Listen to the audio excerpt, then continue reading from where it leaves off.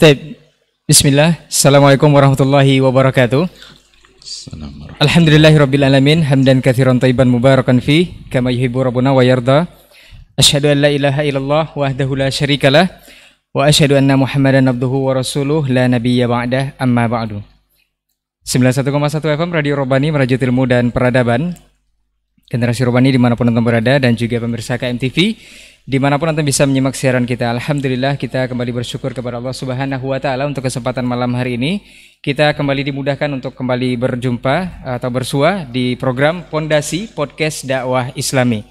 Kemudian salawat dan salam kepada Nabi Muhammad SAW selaku qudwah kita, uswah hasanah kita dalam kehidupan. Kita permohon salawat ini tersampaikan selalu kepada seluruh keluarga beliau, hendaknya kepada para sahabat, juga kepada orang-orang yang senantiasa istiqomah menjaga dan menjalankan ajaran serta sunnah-sunnah beliau hingga hari kiamat kelak. Baik, generasi Robani dan pemirsa KMTV juga sahabat Pondasi serta ikhwah yang sudah berkesempatan hadir di studio. Masya Allah untuk malam hari ini mudah-mudahan kita satu frekuensi sesuai tema yang akan kita bahas. Alhamdulillah di tengah-tengah kita sudah hadir guru kita yang sangat luar biasa.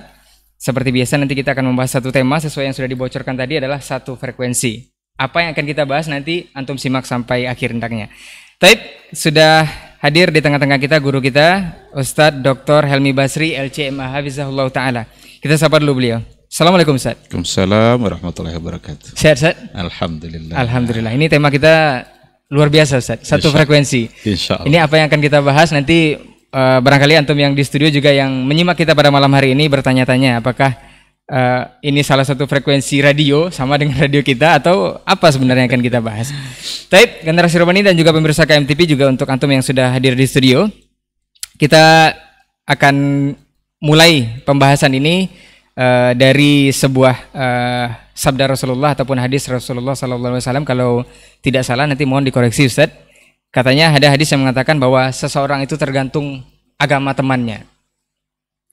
Lafalnya saya kurang hafal ya, almar'u ala dini khalil. Nah, jadi seseorang itu tergantung agama temannya. Ini sampai sebegitunya hadis Nabi SAW ini sampai seseorang itu tergantung kepada agama temannya. Ini Masya Allah agama digantungkan kepada teman. Ini seperti apa ini Ustaz? Apa yang dimaksud? Fadal Ustaz. Baik. Bismillahirrahmanirrahim. Alhamdulillahirabbil alamin wal aqibatu lil muttaqin wala udwana illa 'alal zalimin. Asyhadu an la ilaha illallah wahdahu la syarikalah wa asyhadu anna Muhammadan abduhu wa rasuluhu la nabiyya ba'dah. Ikhwah fillah, sahabat Pondasi, pendengar dan pecinta Radio Robani serta KMTV dan ikhwah yang hadir di studio. Alhamdulillah ramai ya.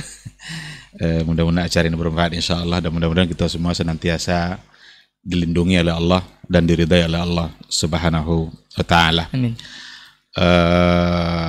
Tentu saja kita harus bersyukur pada Allah Subhanahu wa Ta'ala untuk semua nikmat yang kita rasakan. Sebagaimana kita juga harus bersalawat dan salam untuk Rasulullah Sallallahu Alaihi Wasallam. Mudah-mudahan kita semua bisa senantiasa taat dan istiqamah di atas sunnahnya sampai akhir hayat nanti. Kita berharap semua kita bisa mendapatkan syafaat Rasulullah Sallallahu Alaihi Wasallam di Yaumul Mahsyar insyaallah. Amin amin ya rabbal alamin. Tema yang akan kita angkat pada malam hari ini adalah satu frekuensi ya. Ini kayak kita bicara siaran radio aja gitu ya. Tapi memang kalau seandainya kita ingin mendapatkan sesuatu dari channel tertentu, kita tidak harus berada pada frekuensinya. Ketika kita sedikit jauh dari frekuensi itu, nanti suaranya sudah mulai tidak jelas, kabur, bercampur sama angin. Tapi kalau pas frekuensinya, maka kita akan mendapatkan secara baik. Tapi nanti kita bawa kepada kehidupan keseharian kita dalam persoalan persahabatan. Kita hamba Allah manusia ini memang secara tabiat adalah makhluk sosial. Kita tidak akan bisa hidup secara sendiri. Oleh karena itu masing-masing kita akan mencari komunitas agar bisa berinteraksi, akan mencari persahabatan, pertemanan agar mereka dalam kehidupannya bisa berbagi, bisa berinteraksi. Dan masing-masing nanti akan disatukan oleh hal-hal tertentu. Ada yang disatukan oleh hobi, kan? Ya. Maka ada orang-orang yang disatukan oleh hobinya, yang berburu bersatu pula dia dalam perburuannya. Ada komunitasnya. Ada komunitasnya. Nah. Atau mereka disatukan oleh kerja dan aktivitas. Dosen disatukan pula oleh kerja dan aktivitasnya. Ya. Pedagang-pedagang akan disatukan pula oleh komunitasnya.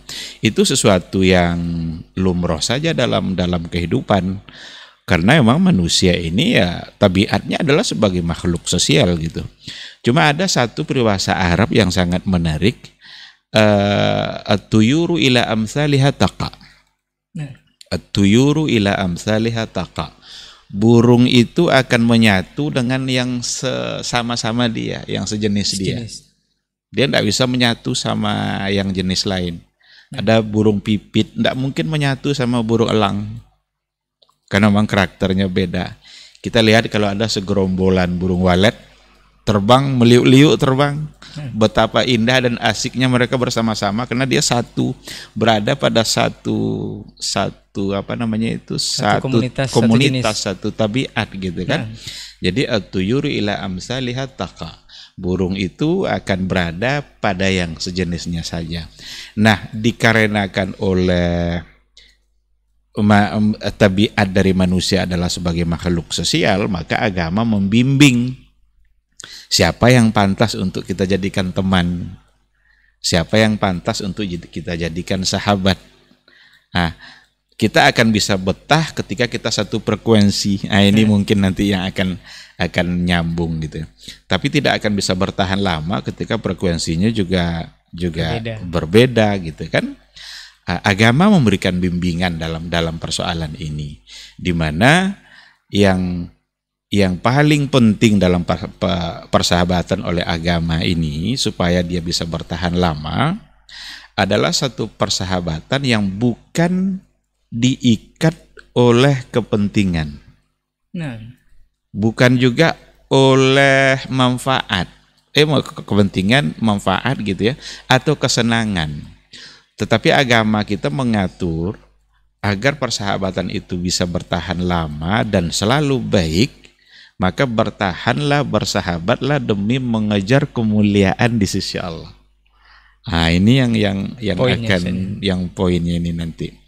Kalau seandainya bersahabat karena kesenangan, ini karena dia lucu gitu kan, dia suka akan hidup suasana kalau ada dia, maka senang orang sama dia. Tapi kalau dia sudah tidak lucu lagi, nanti habis persahabatannya.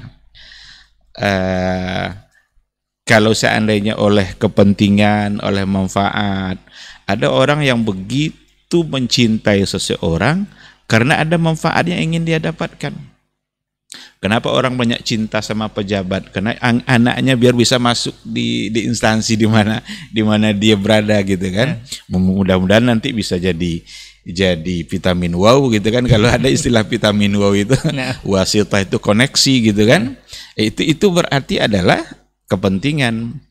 Nah, agama membimbing kita agar bersahabat, frekuensinya bukan kepentingan.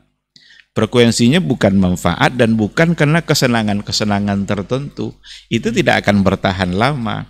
Maka diaturlah oleh agama, frekuensi kita harus ada pada iman. Harus ada pada satu kemuliaan menuju Allah melalui iman, kesamaan visi hidup. Bahwa kita hidup dan kita akan mati, bagaimana nanti kita bisa bersahabat dalam mengejar kemuliaan di akhirat kelak. Nah, kalau ini frekuensinya, maka yakinlah insya Allah akan bertahan lama. Maka ada dalam Al-Quranul Karim dikatakan oleh Allah Subhanahu wa taala, innamal mu'minuna ikhwah. Innamal mu'minuna ikhwah. Sesungguhnya orang-orang beriman itu adalah bersaudara. Berarti persaudaraan kita, persahabatan kita harus dasarnya adalah iman, bukan dasar yang lain. Kalau seandainya dasarnya iman, selagi iman itu ada, apapun kondisi sahabat kita, apapun kondisi kawan kita, akan kita bisa menyatu karena kita disatukan oleh iman. Tapi kalau disatukan oleh harta, habis hartanya habis pula. persahabatannya. Kalau disatukan oleh kepentingan politik, habis kepentingannya atau tak tercapai kepentingannya, habis pula kebersamaannya. Nah, jadi ini yang akan kita coba gali insya Allah lebih jauh, bahwa satu frekuensi itu adalah kita harus berada dalam satu frekuensi iman. Ketika masih dalam satu iman, insya Allah sampai mati kita akan bisa bersahabat. Dan perlu dipahami sebenarnya makna sahabat itu tidak sesederhana yang kita bayangkan. Sahabat itu beda sama dengan sekedar kenal. Kalau kenal dia belum tentu bersahabat. Sahabat itu suhbah. Suhbah itu selalu ingin bersama. Kalau lama tak jumpa dia akan bertanya. Kalau sakit kawannya dia ikut merasakan sakit, nempel dia. Itu yang suhbah. Maka orang-orang bersama Nabi itu namanya sahabat Nabi.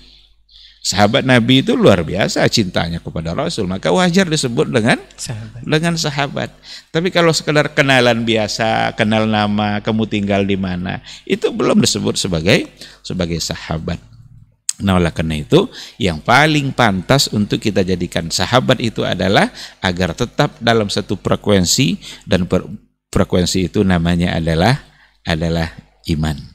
Jadi boleh dikatakan penyebutan sahabat ini spesial sekali, Ustaz, ya? Spesial. Makna sahabat itu tidak sesederhana yang kita bayangkan. Coba kalau ada orang bilang umpamanya bersahabatlah dengan Al-Quran. Nah, kan kita sering dengar itu, bersahabat dengan Al-Quran. Kadang itu menjadi satu tema kajian gitu. Apa makna bersahabat dengan Quran? Nah, orang-orang dahulu kalau seandainya sehari saja dia tidak baca Quran, itu ruginya luar biasa. Kalau dia tidak khatam Quran sekali dalam sebulan, dia merasa sangat rugi sekali, bahkan dianggap hijrah dari Al-Quran. Berarti dia sudah meninggalkan sahabatnya gitu. Nah, kalau mau ingin dikatakan sahabat, berarti selalu ingin dekat. Kalau lama ingin selalu tahu apa kabarnya, gitu yang baru bisa disebut sebagai sahabat. Dan itu hanya bisa ketika yang menyatukannya adalah iman demi mengejar kemuliaan di sisi Allah Subhanahu wa taala. Yang pastinya harus satu frekuensi, Ustaz, ya. Iya. Sesuai tema kita di malam hari ini. Kalau sudah dijelaskan kalau bahwa memang teman yang mempengaruhi agama kita itu adalah memang teman yang seiman ataupun semanhaj ataupun seakidah tadi.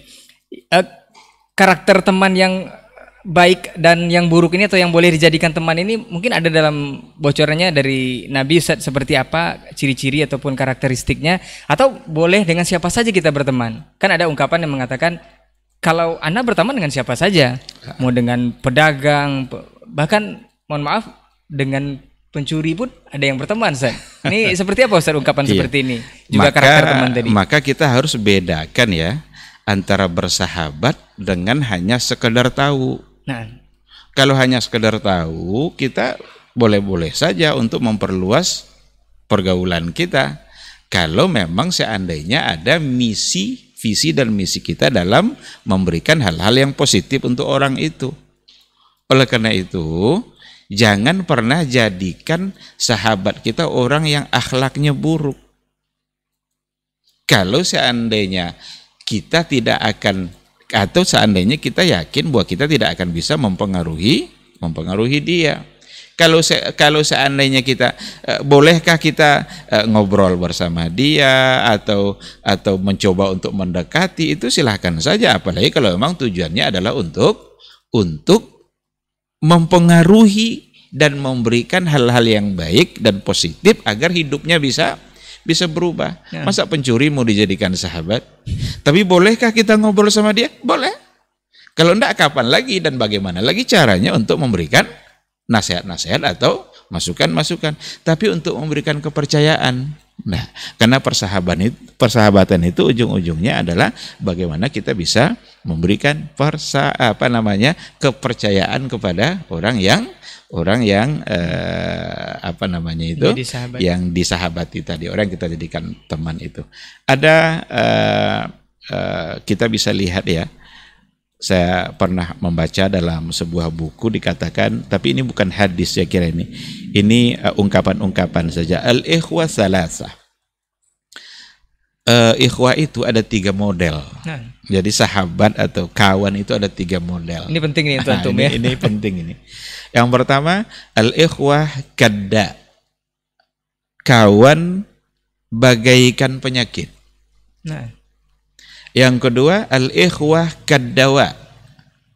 Sahabat atau kawan yang bagaikan obat. Sedangkan ketiga, al-ikhwah kal-ghidha. Ghidha itu gizi, nutrisi. nah, Kawan, sahabat, ibaratnya dia itu sebagai gizi atau nutrisi. Kawan yang sebagai penyakit kita tidak perlu. Jauhi sejauh-jauhnya, karena dia penyakit. Ada orang mau dapat penyakit. Kalau ada penyakit tertentu, pasti orang ingin berusaha menjauhinya sejauh-jauhnya. Kalau perlu jangan pernah ketemu.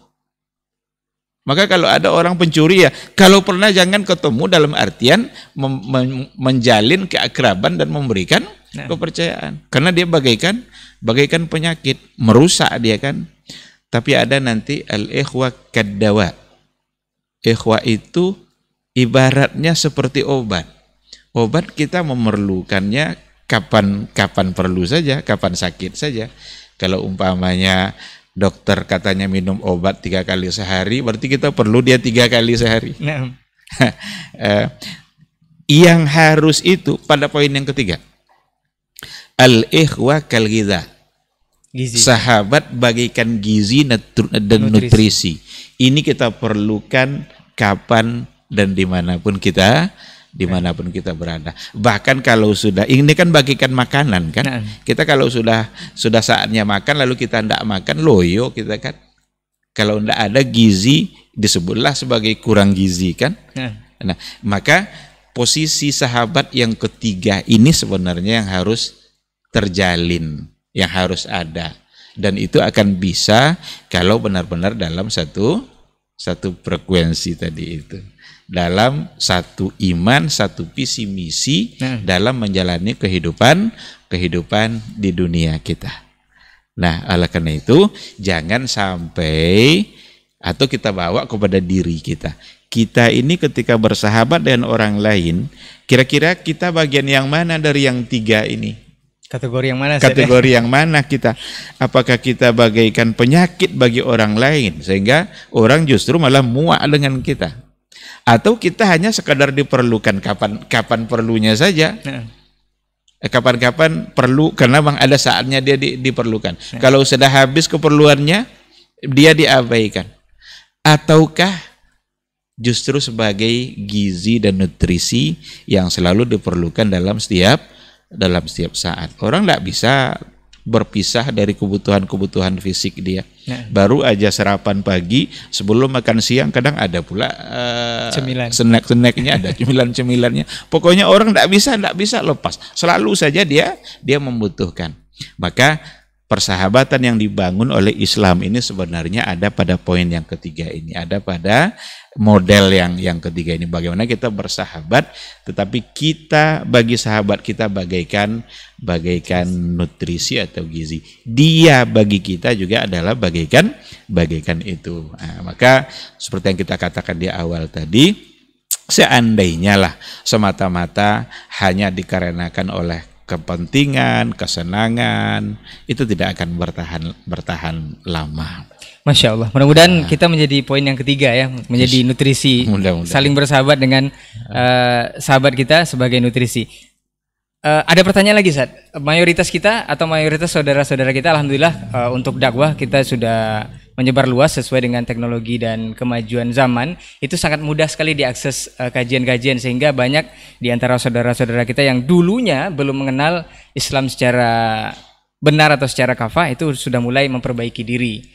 Banyak juga yang meninggalkan masa lalunya yang buruk. Nah, apakah masa lalu yang buruk ini atau masa lalu yang dulu ini yang dia tinggalkan itu otomatis meninggalkan semua teman-temannya yang dulu, dengan istilahnya mendelete semuanya, dihapus semua, meninggalkan otomatis dengan lingkungan yang baru yang terkadang mereka itu canggung, nggak ada teman di dalam hijrahnya ini, atau justru balik lagi dengan niat untuk mendakwahi tadi, Ustaz, seperti yang Ustaz ucapkan tadi. Ini seperti apa penempatannya, Ustaz? Barangkali ada pada poin yang terakhir tadi, pada yang kedua.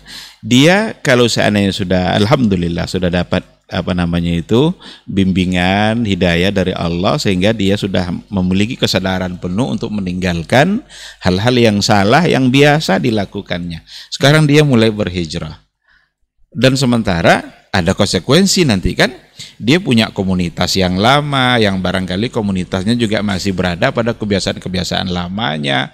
Dia sebagai orang yang sudah diberikan hidayah dan petunjuk oleh Allah untuk berpegang kepada sebuah kebenaran, harus dia berupaya semaksimal mungkin meninggalkan apa yang menjadi kebiasaan dia yang sebelumnya. Tetapi apakah dia harus meninggalkan semua temannya? Ingat yang 3 tadi itu. Bentuk teman yang 3 tadi. Seandainya mereka bagaikan penyakit, ya udah tinggalkan. Karena dia bagaikan penyakit. Berarti dipilah-pilah sudah. Kan bisa tahu kan. Dulu enggak pernah dia menghargai waktu sholat. Kalau sudah tidur itu subuh sering ketinggalan. Sekarang apa masih mau bersama dia lagi? Atau kalau tetap juga ingin bersama, ingat, dia fungsinya harus dijalankan. Bagaimana dia bisa mewarnai, bukan dia yang malah kembali seperti dulu dan malu-malu mempertahankan kebaikan yang sudah diberikan oleh Allah.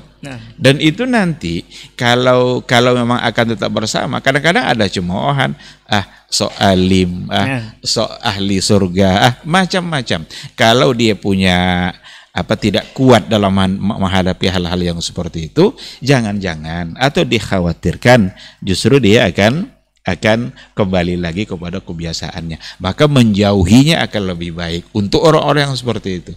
Tapi ada sahabat-sahabat yang lain atau kawan-kawannya yang sebelumnya ini nampaknya ada benih-benih kebaikan pada dirinya yang mungkin saja saya berhasil untuk mengajak dia berubah. Udah, coba didekati. Itu sebagai bentuk dakwah dia. Jadi bukan mempertahankan kebersamaan karena segan sama kawan, dianggap sombong nanti kan, dulu kita begini-begini kok sekarang enggak mau lagi. Udah abaikan itu tantangan. Karena kalau dipertahankan, itulah yang dikatakan Nabi tadi, almar'u ala dini khalili. Seseorang itu tergantung nanti agama temannya. Falyanzur ahadukum man yukhalilu.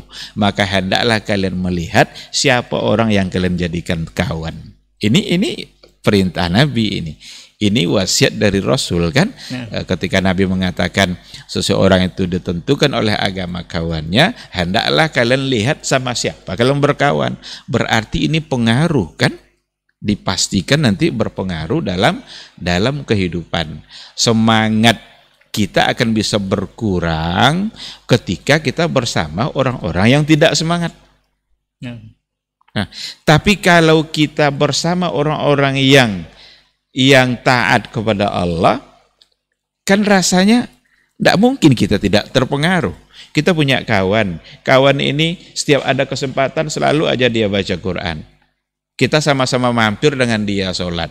Dia biasa selesai sholat baca Quran dia. Masa kita duduk-duduk aja nunggu dia? Pasti otomatis kita juga akan ambil Al-Quran. Tapi kalau kita biasa dan orang yang terburu-buru, biasa kita baca Quran nih. Tapi orangnya terburu-buru, kita bisa jadi tidak baca Quran. Tidak baca. Maka pasti berpengaruh. Maka wajarlah ketika Nabi mengatakan falyanzur ahadukum man yukhalilu. Hendaklah kalian lihat, perhatikan betul sama siapa kalian bersahabat, sama siapa kalian berkawan. Karena itu pasti akan berpengaruh. Tapi emang memang sebagian besar kesalahan ikhwan ataupun kita-kita yang baru mengenal agama ini lebih baik, Ustaz. Ada juga yang bilang dulu lebih asik temannya sebelum kenal agama. Setelah kenal agama malah jadi lebih galak. Ini haram, ini bid'ah, ini segala. Pokoknya ngegas terus kan. Ini yang diperbaiki apa sebenarnya Ustaz, kalau baru-baru ini? Malah teman-teman yang dulunya asik, yang dulu bergaul itu malah lebih menjauhi. Kok setelah kenal agama, setelah katanya kenal sunnah, setelah ngaji malah lebih gawat lagi gitu Ustaz. Ini kesalahannya seperti apa? Ya, berarti kita tidak boleh hanya ada semangat.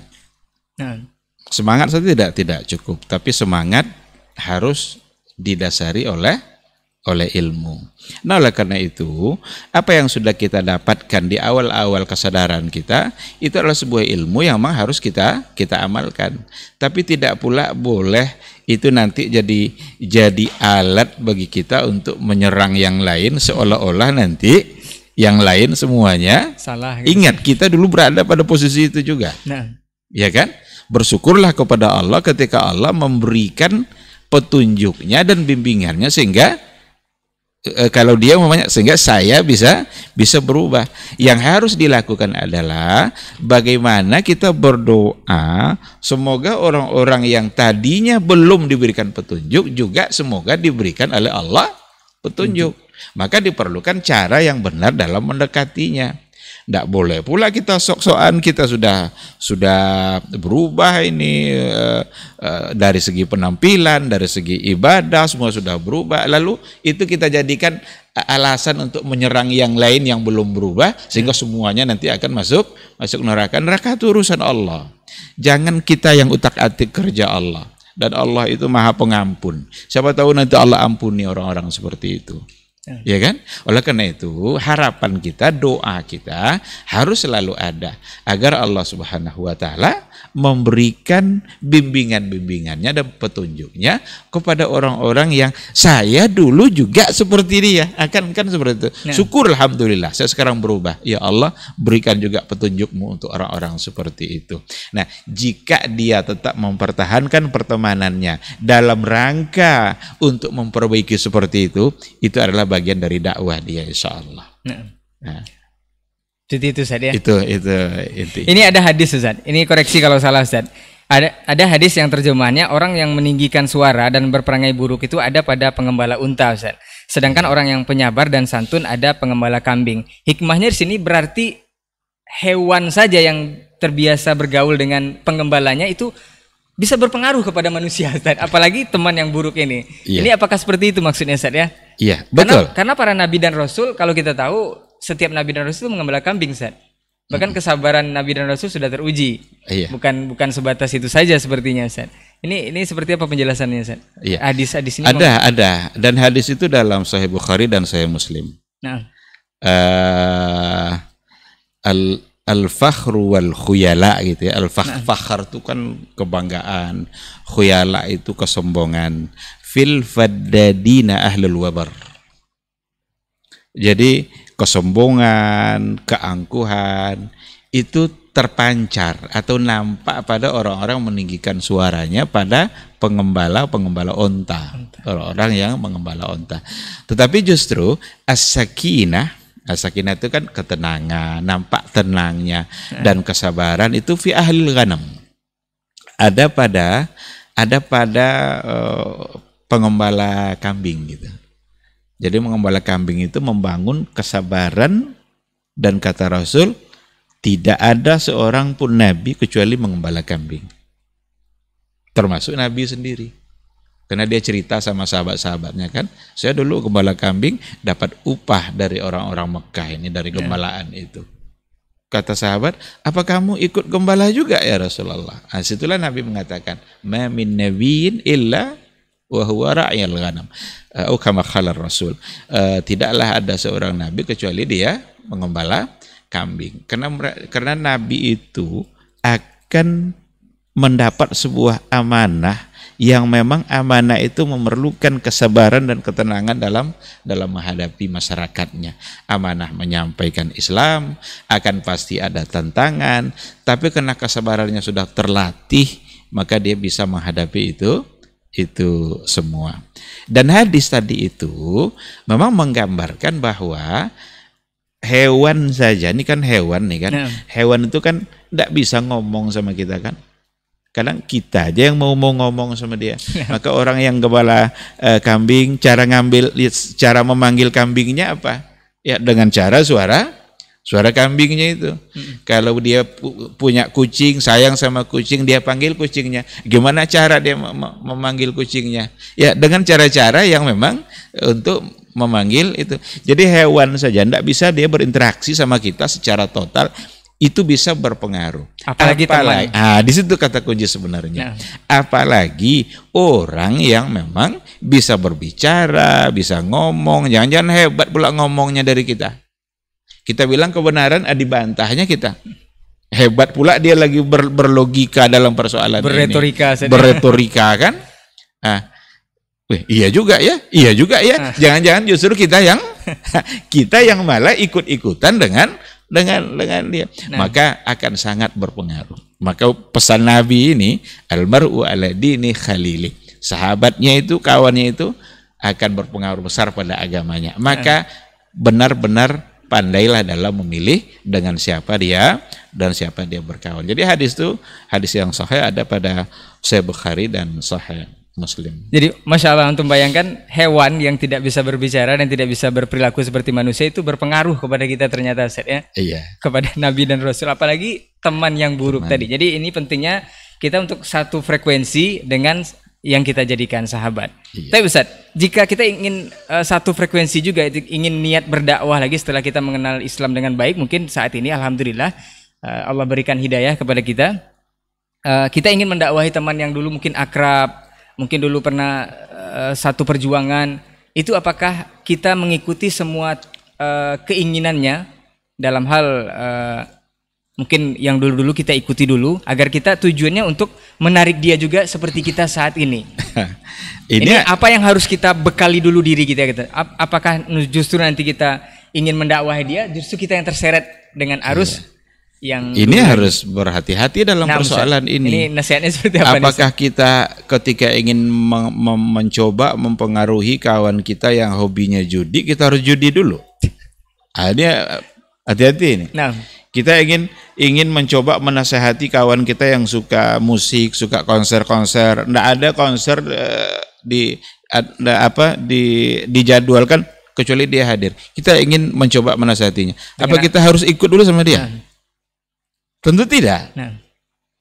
Jadi bukan berarti nanti ketika kita ingin merubah, lalu kita ikut-ikutan pula dulu dengan kesalahan yang sama.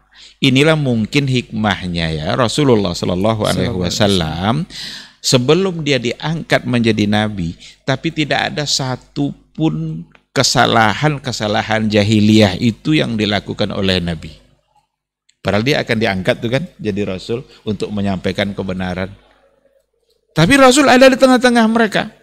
Mereka berjudi, mabuk-mabukan. Nabi tak pernah sedikit pun mabuk-mabukan. Nabi tak pernah berjudi, tak pernah berzina, tak pernah melakukan memakan makanan yang haram. Walaupun satu kali. Dipelihara oleh Allah Subhanahu wa taala. Bisa dia merubah ketika diberikan hidayah, datang syariat untuk memberikan petunjuk kepada manusia, disampaikan itu oleh Rasulullah Shallallahu Alaihi Wasallam tanpa perlu Nabi itu ikut dulu bersama-sama mereka dalam kesalahan yang sama. Ini kadang-kadang kan karena mengedepankan pergaulan gitu ya. Niat saya ingin memberikan kebaikan, menasihati mereka, maka saya ikut dulu dalam gerombolan mereka. Ini hati-hati dalam persoalan saya. Jangan kita mati pula saat itu. Kita belum jadi sempat menasihatinya, ternyata umur kita tidak panjang, apa yang kita sampaikan tidak jadi tercapai yang kita inginkan, justru kita yang sudah berada dalam dosa. Oleh karena itu sekali lagi, tidak mesti ikut. Maka pilihlah cara-cara yang baik, cara-cara yang tepat, tanpa mesti kita harus terjerumus dulu untuk melakukan hal yang sama. Kalau memang rasanya tidak sanggup, Ustaz ya, lebih baik dihindari, Ustaz ya. Kalau rasanya tidak sanggup ya itu cara terakhir kan. Karena memang ketika ada kesalahan, kalau bisa kan pakai tangan. Kalau enggak juga pakai lisan. Kalau enggak lagi kan ingkari dengan hati. Fabil qalbi kan, wazalika adhaful iman. Ingkari dengan hati kita. Dan juga hati kita tetap memohon dan berdoa kepada Allah agar dia diberikan kebaikan oleh Allah dan bisa berubah. Taib, generasi Rawani dan pemirsa KMTV juga sahabat Pondasi serta ikhwah yang Masya Allah sudah hadir di studio, sangat luar biasa. Mungkin tidak layak rasanya kalau kita ingin satu frekuensi, kita tidak menilik kepada teladan kita, Ustaz. Iya. Rasulullah SAW, bagaimana beliau dulu kalau dalam sirahnya itu berhasil menyatukan Ansor dan Muhajirin. Iya. Nah, Ustaz ya. Iya betul. Ini seperti apa, Ustaz? Keberhasilan Rasul. Mungkin ada tips-tipsnya atau hal-hal yang perlu kita gali dari ini, Ustaz. Ini benar-benar membuktikan bahwa ketika berada pada frekuensi iman, semua persoalan keduniaan itu menjadi sesuatu yang diabaikan. Muhajirin, orang-orang yang hijrah yang datang dari Mekah. Orang ada yang kaya raya, harta semua ditinggalkan. Yang penting mereka tetap menjaga frekuensinya, menjaga iman. Kalaulah mereka mengedepankan frekuensi hartanya, tidak akan hijrah dia. Abdurrahman ibn Auf kan, betapa kayanya dia. Sampai di Madinah ketemu sama orang-orang Ansor. Orang-orang Ansor itu kaum muslimin yang ada di kota Madinah yang menyambut kehadiran orang-orang Muhajirin yang datang dari kota Mekah. Mereka tidak ada hubungan persaudaraan, tidak ada hubungan nasab, tidak ada, mungkin juga mereka sebelumnya juga tidak saling mengenal. Tetapi Rasul berhasil untuk menyatukan mereka dalam satu frekuensi dan itu ada pada iman. Tidak ada lagi saya ahlu Mekah, saya ahlu Madinah, saya orang miskin, saya orang kaya, saya pejabat, tidak ada lagi. Yang ada apa? Saya mukmin. Ini adalah saudara saya mukmin. Sama-sama beriman pada Allah, mampu disatukan oleh Rasul. Saat Ibnu Mu'az kalau nggak salah yang bersama Abdurrahman ibn Auf itu, pokoknya masing-masing satu Muhajirin, satu Ansar disatukan oleh Nabi. Apa yang ada pada Ansar ini, mereka tak pernah ragu untuk memberikan kepada orang-orang Muhajirin. Bahkan kalau kita bacalah kisah-kisah bagaimana mereka menyatu dalam iman itu, disaudarakan mereka oleh Rasul, dipersaudarakan oleh Rasulullah atas dasar iman tadi menuju ridha Allah. Itu sesuatu yang luar biasa dan kadang-kadang memang tinggal catatan sejarah gitu. Entah ada yang mampu melakukan hal yang sama seperti itu, entah tidak gitu ya. Tapi Rasul sudah berhasil. Itu ada di antara mereka yang disatukan Muhajirin dan Ansar. Orang Ansar ini juga enggak pula semuanya yang kaya-kaya. Ada juga yang miskin-miskin. Tapi dia sudah disatukan. Ketika yang Ansor ini tidak punya apa-apa kecuali hanya untuk dia dan keluarganya. Sementara dia disaudarakan oleh Rasulullah dengan orang-orang Muhajirin. Apa yang dilakukannya? Apa yang makanan yang ada yang hanya untuk dia dan istrinya atau dia dan keluarganya, dia rela untuk tidak makan asalkan Muhajirin ini bisa menikmatinya. Tapi dibawanya makan di tempat yang gelap.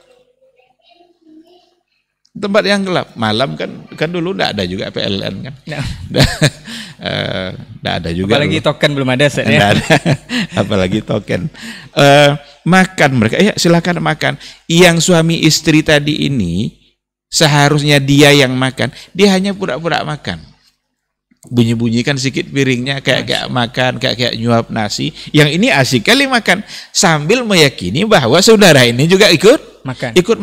Ternyata ini enggak dikasih tahu ini kalau makan ini hanya untuk dia. Seolah-olah dua-duanya sama-sama menikmati makan malamnya. Padahal yang makan hanya Muhajirin. Ini luar biasa. Cerita Abdurrahman bin Auf tadi itu juga tak kalah luar biasanya. Apa kata Sa'ad tadi itu? Sa'ad bin Zaid atau siapa? Saya lupa namanya. Katanya, saya punya harta banyak, saya akan bagi dua harta itu untuk kamu separuh. Saya punya dua istri katanya. Kamu pilih yang mana kamu mau. Saya ceraikan yang kamu mau tadi. Nanti habis masa idahnya kamu nikah dengan dia. Sampai seperti itu. Itu dalam catatan sejarah. Tapi kata Abdurrahman bin Auf juga tahu diri. Enggak pula dia, ayo buat sini separuh harta kamu. Buat sini satu istri kamu. Enggak. Apa katanya? Dullani ala suq. Cukup tunjukkan kepada saya di mana pasar Madinah ini. Oh, kalau begitu, ayo saya tunjukkan pasar Madinah. Tahu dia, ini yang punya pasar ini siapa, kata Abdurrahman bin Auf. Adakah orang-orang Yahudi? Orang-orang Yahudi banyak di sini katanya. Kata Abdurrahman begini, coba, ini visionernya Abdurrahman bin Auf ini dalam persoalan ekonomi. Apa katanya? Alangkah baiknya kalau seandainya umat Islam ini punya pasar khusus yang tidak ada campur-campurnya sama orang Yahudi. Dan ternyata itu terjadi.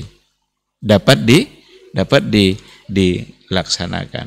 Nah, karena pasal sudah ditunjukkan, tentu dia mulai berusaha. Mulai berusaha, dagang sikit-sikit dan maju. Abdurrahman bin Auf ini kan orang yang gagal jadi orang miskin.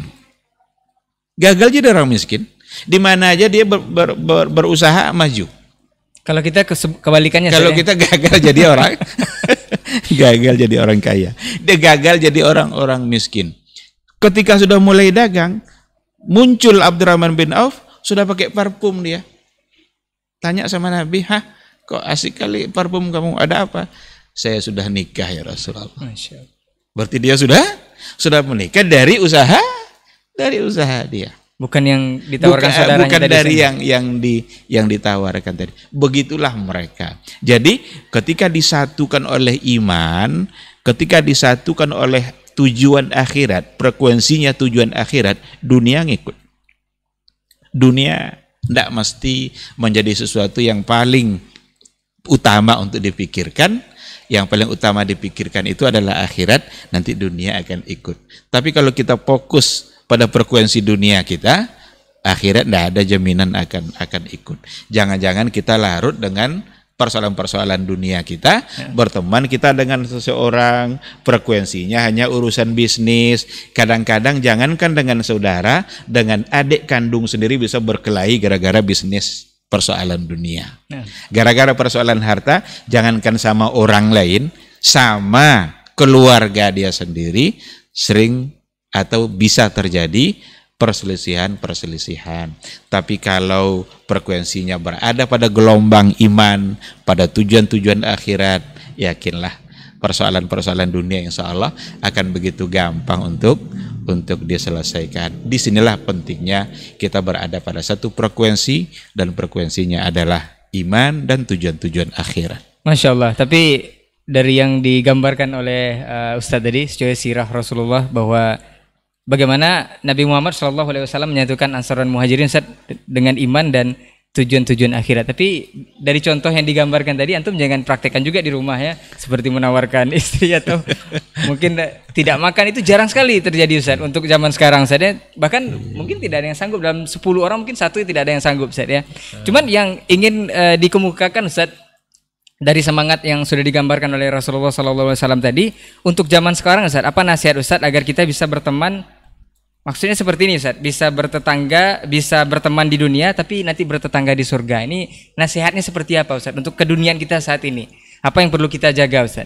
Nah, iya, kalau tadi sudah kita katakan bahwa yang akan menyatukan kita adalah iman, maka mestilah persahabatan kita itu seluruhnya dalam lingkup iman tadi.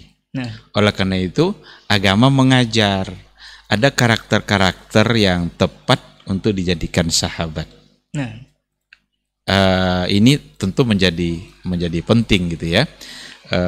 Ketika karakter itu nanti kita jaga betul, itu harapannya tentu saja agar tetap berada pada frekuensi yang sama gitu. Karena kalau enggak nanti akan menjadi kacau balau persahabatannya. Gara-gara bersahabat dia bisa menjadi jauh dari Allah. Tapi bersahabat itu seharusnya membuat kita semakin dekat dengan Allah, bersama-sama menuju ridha Allah. Maka karakternya itu ada banyak sebenarnya ya. Siapa yang paling pantas untuk kita jadikan sahabat dalam artian yang kita sampaikan dari awal tadi?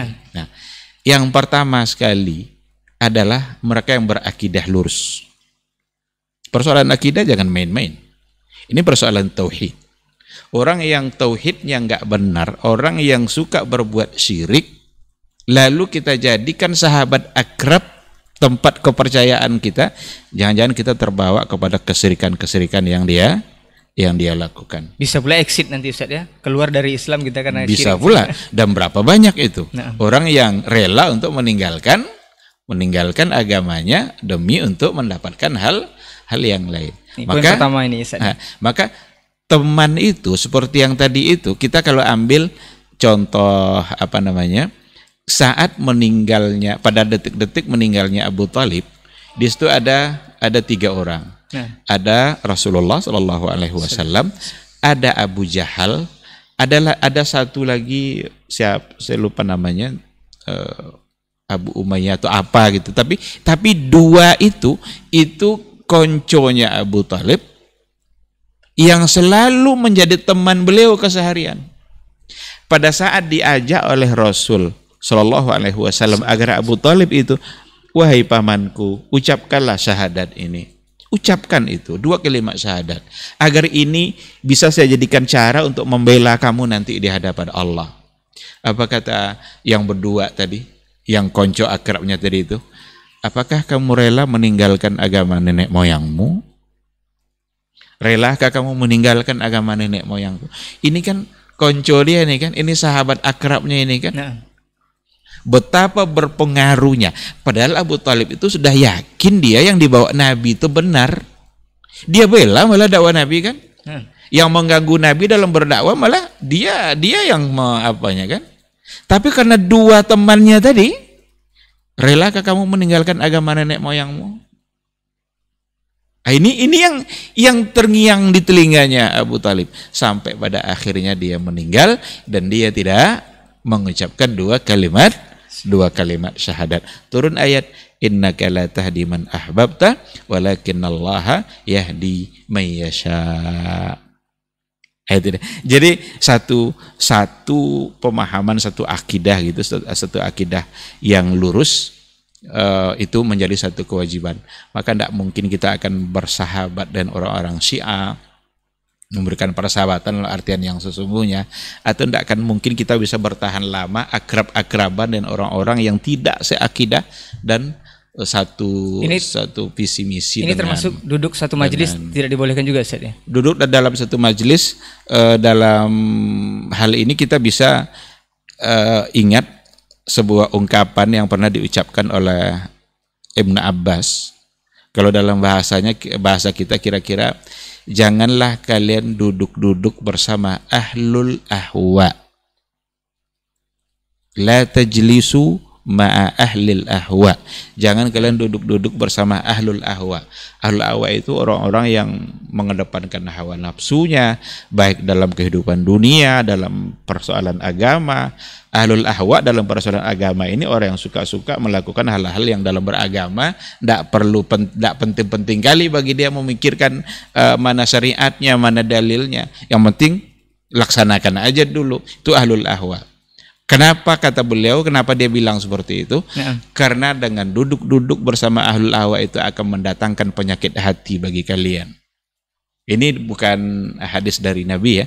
Saya nukil itu ungkapan yang pernah diucapkan oleh seorang sahabat Rasul yang bernama Ibnu Abbas. Oleh karena itu, selain mereka akidahnya lurus, maka perlu juga mereka-mereka yang punya manhaj yang jelas, bukan manhaj yang abal-abal, yang acak-acakan, yang hanya ikut-ikutan saja, tanpa mencoba untuk mendasari atau mencari dasar dari apa yang mereka yakini.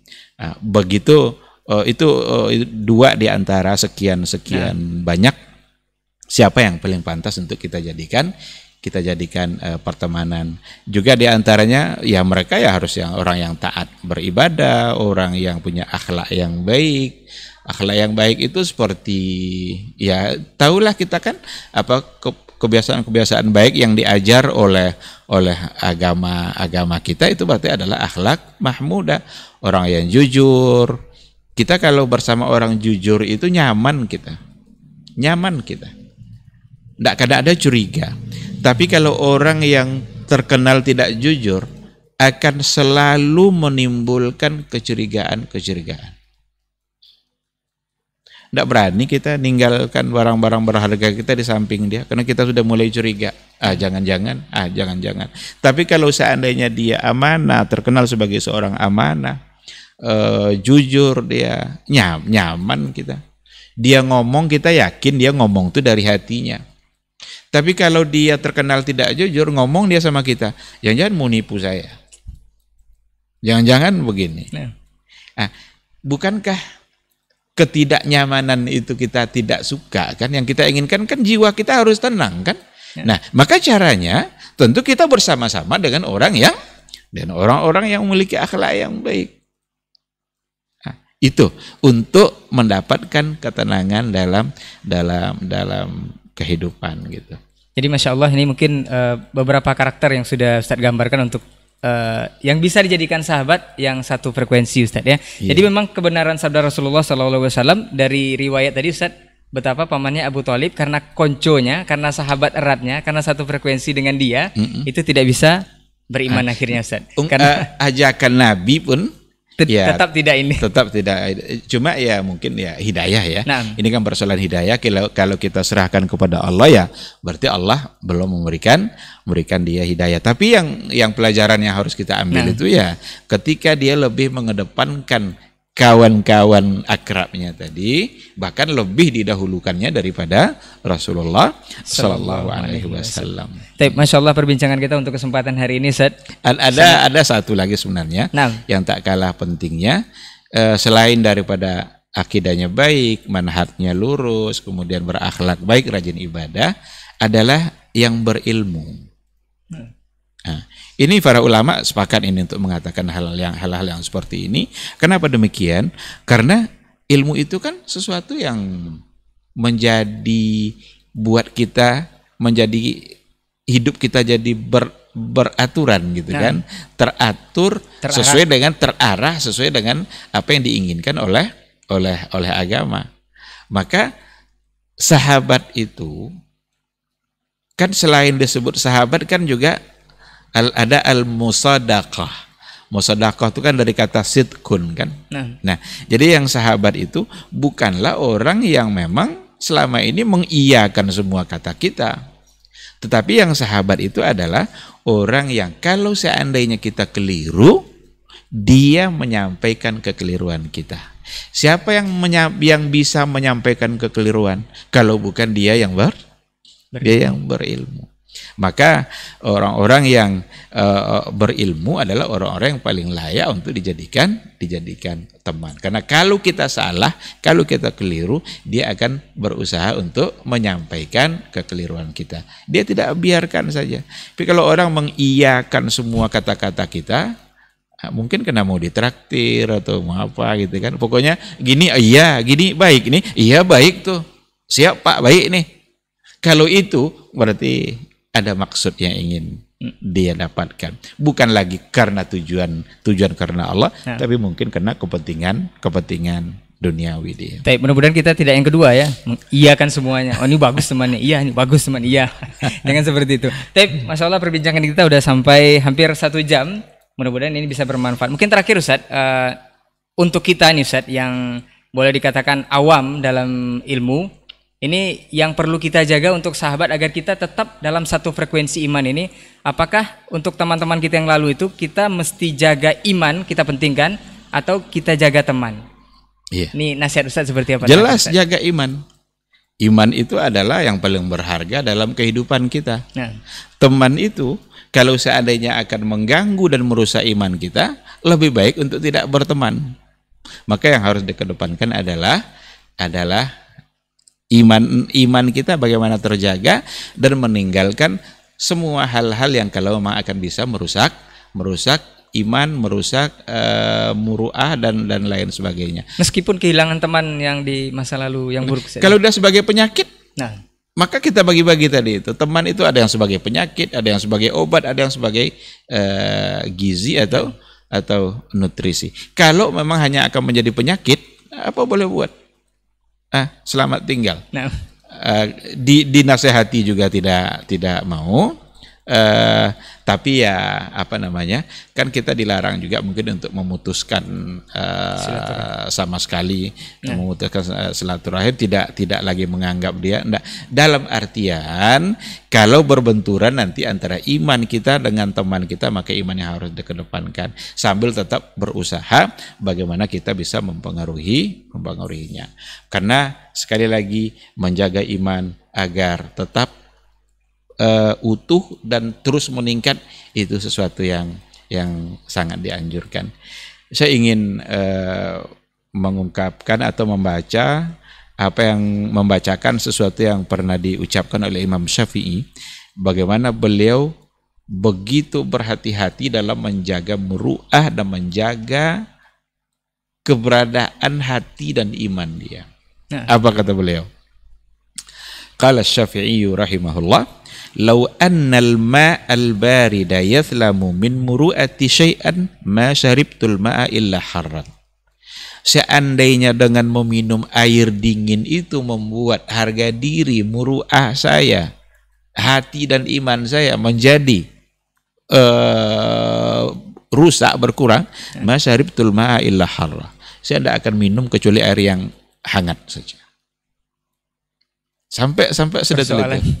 Ini kan ini air dingin ya. Seandainya dan minum air dinginnya rusak pula ya, iman saya, rusak pula muru'ah saya. Masyaribtu illa harran.